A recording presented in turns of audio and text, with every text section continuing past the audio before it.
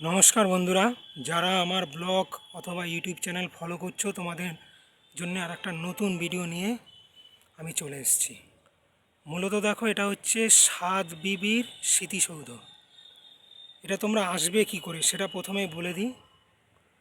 এই চারপাশটা একটু দৃশ্যটা দেখাচ্ছি। দেখো, 7 বিবির যে মাঠটা বলে, এটা মূলত তোমার খাদিনার মোড়, চুঁচুড়ার দিকে, চুঁচুড়া স্টেশন থেকে যে মোড়টা যাচ্ছে খাদিনার মোড়, আর এই দিকে হচ্ছে তালডাঙ্গার মোড়, চন্দ্রনগরের দিক থেকে আসছে। মূলত চুঁচুড়ার দিক থেকে যদি খাদিনার মোড়ে আসো, এটা তাড়াতাড়ি হবে।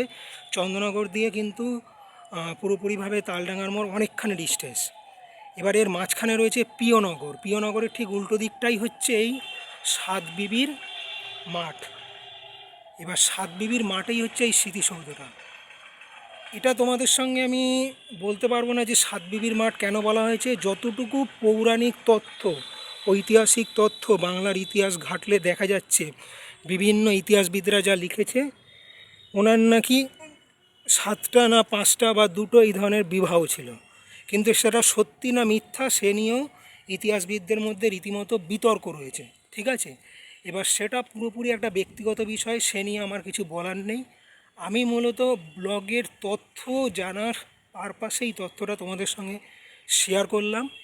পাশাপাশি চলো একটু হাঁটবো এটাকে চারপাশে, কারণ এটাকে চারপাশ দিয়ে ঘোরা যায়। এবং এই স্মৃতিসৌধটার ওপরটাও যদি আমি উঠি, পুরোটা ওপরে ওঠা উচিত হবে কিনা তা আমি জানি না, কারণ একটা টাইমে আমরা এখানে আসতাম অনেক আগে, যখন আমি কলেজ লাইফে পড়তাম। এই মাঠে এখানে টিউশন, কম্পিউটারের জন্য আসতাম, চুঁচুড়ো, পিওনগর এইসব এলাকায়। তখন কোনো কিছুই ছিল না, কিন্তু তখন সংস্কার হয়নি, তখন এলাকাটা প্রপারলি জঞ্জাল হয়ে পড়েছিল। পরে এএসআই অর্থাৎ আর্কোলজিক্যাল সার্ভে অফ ইন্ডিয়ার তরফে এই মন্দিরটাকে সংস্কার করা হয়, নিয়ে নেওয়া হয়। এবং মূলত তারা দেখো কি সুন্দর বেশ একটা পার্ক সাজিয়ে গুছিয়ে গোটা সিস্টেম। আর্কোলজিক্যাল সার্ভে অফ ইন্ডিয়ায় যত পুরনো স্মৃতিসৌধ, মন্দির, মসজিদ যা যেখানে পায়, এটাই তো তাদের কাজ, সংরক্ষণ করা, খুঁজে বার করা এবং পুরনো ইতিহাসের মর্যাদা দেওয়া। এটা হচ্ছে সামনের দিকটা, ওই সাইডে তোমরা দেখছো ওটা জিটি রোডের সাইডটা। আর এই দেখো বোর্ডটা এখন অবধি পুরোপুরিভাবে তারা রেডি করে উঠতে পারেনি, কারণ সংস্কারের পর এটা সাদা চুনও করা হয়েছে, নতুন করে আর লেখা হয়নি। চলো একটু মোটামুটিভাবে দেখিয়ে নিলে। এবার যদি কারো এই জায়গাটা পছন্দ হয়, এখানে অনেকে বিকেলবেলা ঘুরতে আসে, ভ্রমণ করতে আসে, ঠিক আছে, একটু সময় কাটাতে আসে। আজকে আমি এদিক থেকে যাচ্ছিলাম, সবসময় আসা হয় না, না হলে বলবে যে চড়া রোদ্দুরের মধ্যে কেউ কখনো এসব ব্লগ করতে আসে না।